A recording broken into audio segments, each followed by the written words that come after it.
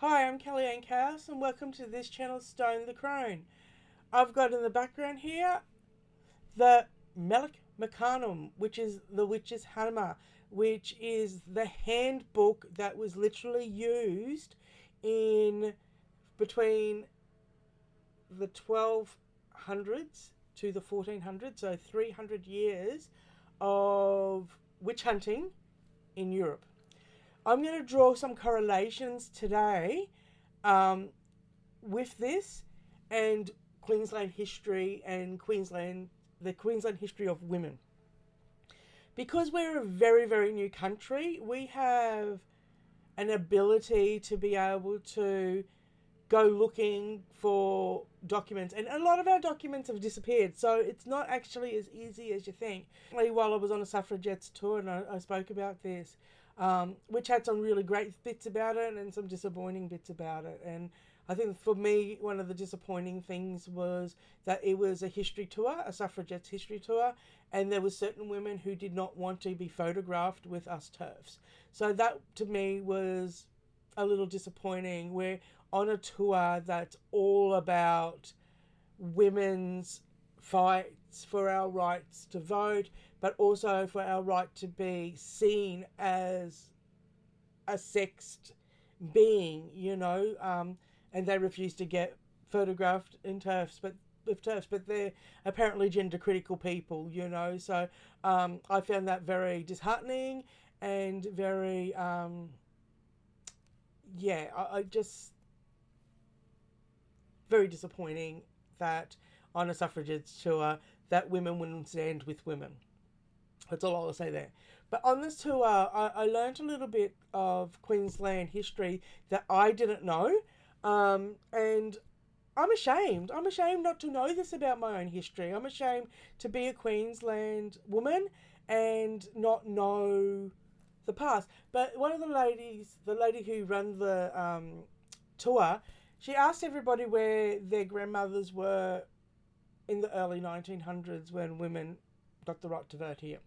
And my family have come in after, so my grandmothers weren't here. I'm mixed raced. I'm not even like, I'm high variety mongrel breed. Let's just say that. So my dark ancestry comes from Africa as well as Southeast Asia, which is Pakistan, Sri Lanka, India, and that. So that's where my darkness comes from. So because my family have immigrated here and immigrated after the women had the right to vote and that type of thing. So learning this new for myself, I've just found it very, very fascinating, very interesting. One thing that I don't think most Australian, let alone Queensland women, sort of understand that the legal age for consent, now we're talking mid 1800s, so around the 1860s through to the late 1890s. So this is just when the suffrage movement is really kicking off here. And the age of consent for Queensland women was 12. So I'm just going to let that soak in for a little.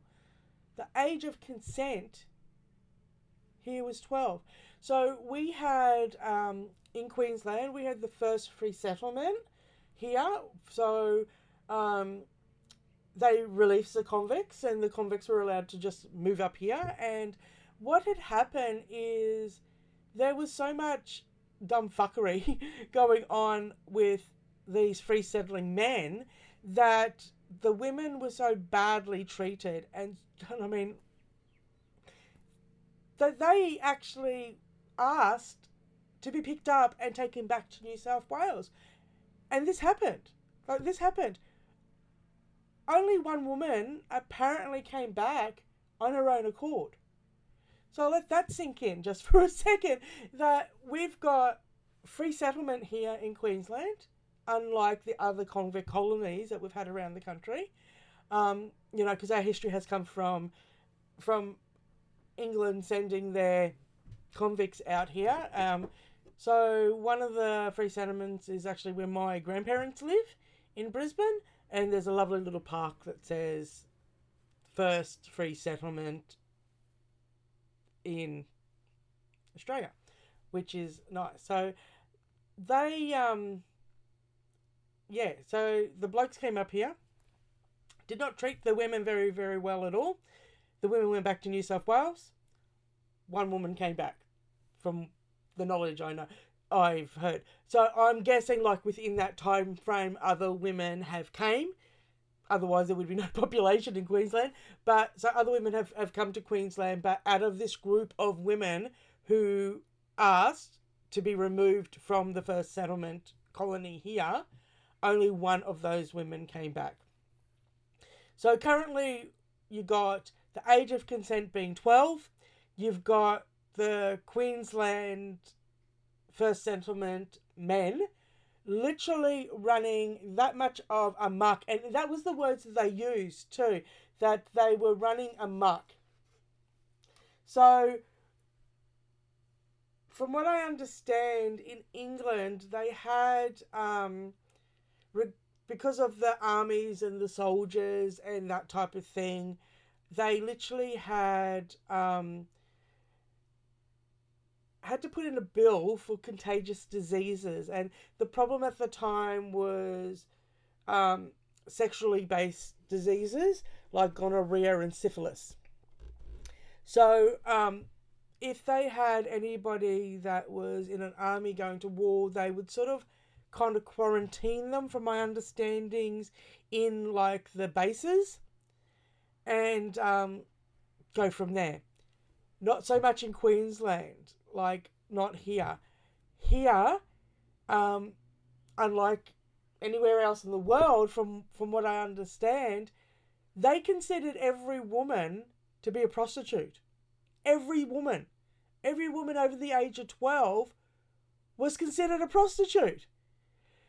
Therefore, they could literally point the finger at a woman, claim that she was diseased, and that woman would be physically taken in and kept for 3 months and searched. It was a contagious disease bill. That they even, this was interesting too. They said that there was more people for this, locking women up because they were prostitutes, than there was people against it. And to date, it is the biggest petition ever signed by women that they wanted this dissolved. They wanted this taken away. It was the biggest petition, even bigger than women's fight for the right to vote and the suffrage movement. The women got together here in Queensland and tried to eradicate this contagious disease bill based on all women over the age of 12 were prostitutes, that only somebody had to finger them and say they were diseased, and they would be hauled away. They would be kept for 3 months. 3 months they would be kept. Strip naked, strip search, checked and rechecked and checked again over 3 fucking months. Around the time that we were just starting the suffrage movement, trying to get that off and be classed as our right to vote. Keeping in mind that it was Indigenous women that didn't get the right to vote until the 1960s. So literally 60 years after the white women got the right to vote. Now, I always find this really, really fucking fascinating, in that all the suffrage posters, all the suffrage photos, I've not seen one goddamn man in a dress fighting for women's right to be classed as women and women's right to vote. Not a fucking one. Where were all these so-called, if trans has this history that's been hidden, where were all these men in dresses standing for women's right not to be strip searched from the age of 12 because some person deemed them a diseased witch? Where's that? It doesn't fucking exist. That's where it is. It does not fucking exist. So, going to my turfy book of turfy things. So it was even suggested, and this I find interesting, it was even suggested that poor women were not nearly as sensitive on the matters as women with higher class. Oh yeah, so if you were like a poorer woman, nah, he gives a shit. You're not nearly as sensitive as this one. So this is where it's sort of in that realms of once married, you had this privilege that came of a man, you know. You couldn't own property as a woman, but you could be married and then, you know, so it's this whole thing. But it gets really, really interesting as in literally 40 years of anyone could finger any woman at any time, that they were a prostitute, that they could be dragged in, they could be strip searched, they could be prodded and pinched and that, and till they were proven that they did not have syphilis or gonorrhea, and then they were allowed to go back out into the normal community. What had changed this was not the power of women. What had changed this was not anyone actually standing up to this horrible fucking shit that was going down in Queensland. What changed it was that they thought it best to put places in hospitals. So in Brisbane, in the grounds of the hospital, they built a clinic, like a clinic that could house these women in it, these horrible prostituted women that, you know, that they could house them in and then they could check. The thing was, here's the thing, right? As soon as that happened, then of course the hospital would want their bills fixed up, and then so therefore it was on the public purse, you see. So then it became an issue once it was on the public purse and it was for the country itself to pay for. We don't want any of that now, do we? No. Don't think we need to check those ladies' vaginas anymore. No, I don't think so. So the doctors would want their fees and charges, and then the hospital would want their retribution of housing these women. And that's when things kind of changed. And it wasn't up until then that it changed. And here's the really interesting thing. So there was a fella called J.P. Bell, and he had said, now he was he really stood up for the women, and he said that he didn't think it was fair for females to have the whole grunt of this legislation, particularly against them. Yeah, he didn't think that the legislation should be completely against women, because it was. I mean, no one had to finger a man. Men were out sowing their seeds all over the damn place. And here, the other thing was, too, that this was a Brisbane thing. Like, this was literally more so in Brisbane than the outer Queensland area. And the mayor of Maryborough, he wanted this. He wanted this so badly in Maryborough. So he actually basically came down to Brisbane to try to work out a way that they could do this in Maryborough to women as well. Because Brisbane was the city, so they had like more facilities to house these untabu women and that were fingered. I mean, can you imagine that? Like, can you just imagine being like, I'm lippy, I get mouthy, like I don't I don't like to put up with too much fucking crap coming my way. So to actually be defending yourself and someone just being able to have that capability of literally put that put the stick at you, point the bone at you, and call you a slut, call you a prostitute, and you're wheeled in, you poked, you prodded, and whatnot for 3 months. And the only thing that really stops this is the fact that the country itself doesn't want to pay the cost, because now we're housing these women in hostels, in hospitals, and we don't. So it was okay as long as we were treating them like witches.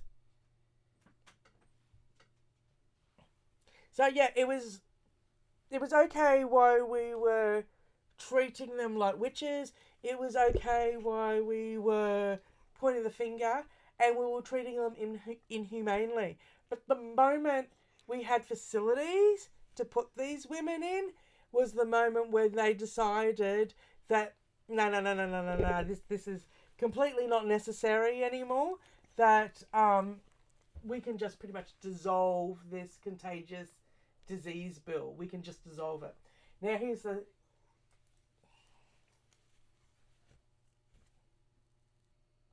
so there was a write up in an article in the Brisbane Courier, which is the newspaper of the day, and there was literally saying that young men, especially young men outside Brisbane,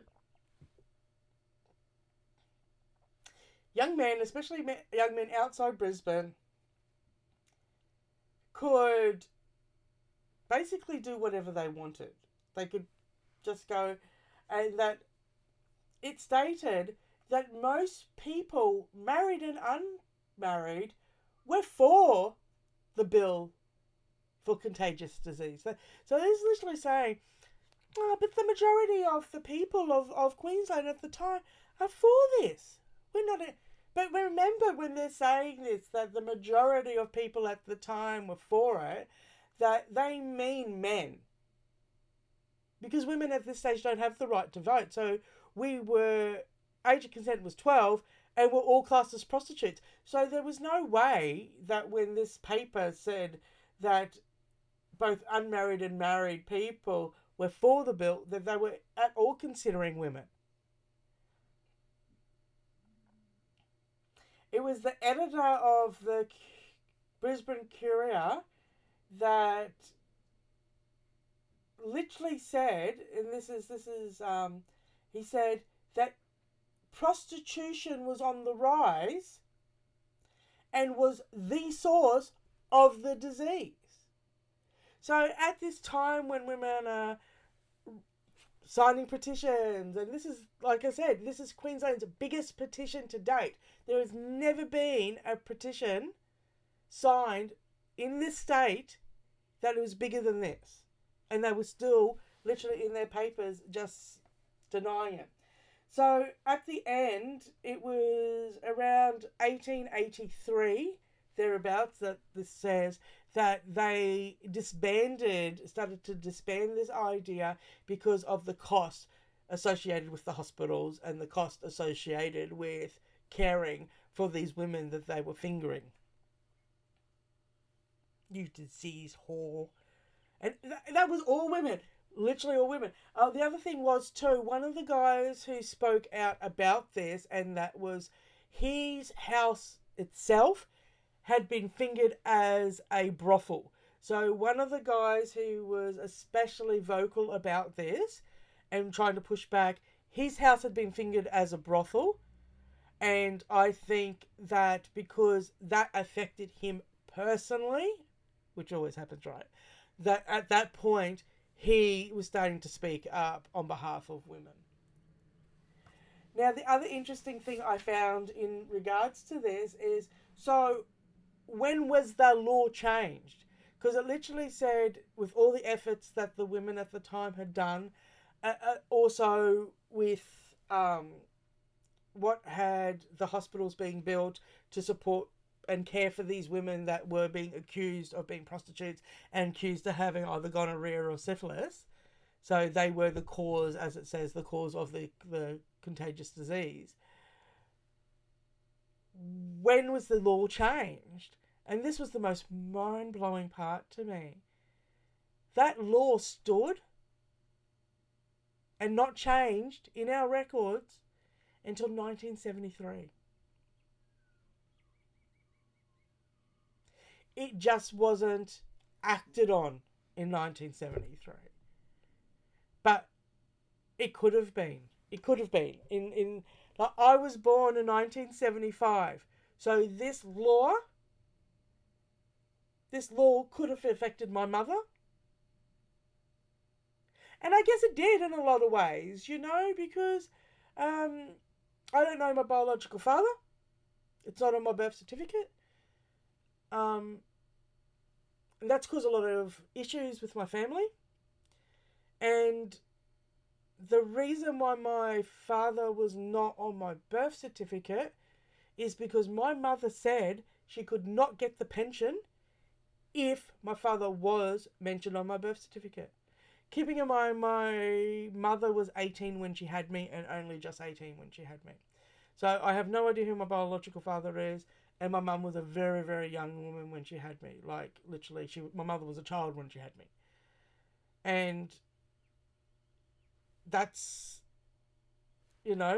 if my biological father had been mentioned on my birth certificate, according to what my mother said at the time, she would not have been entitled to the pension because she was still living at home with her parents. So anyway, that's what I thought was really, really interesting. That was in 1973, that law had been changed. But up until that stage, that law was still completely, utterly usable, intact. And this is why I thought it was a really excellent sort of comparison, in a way, to the Meles macabre,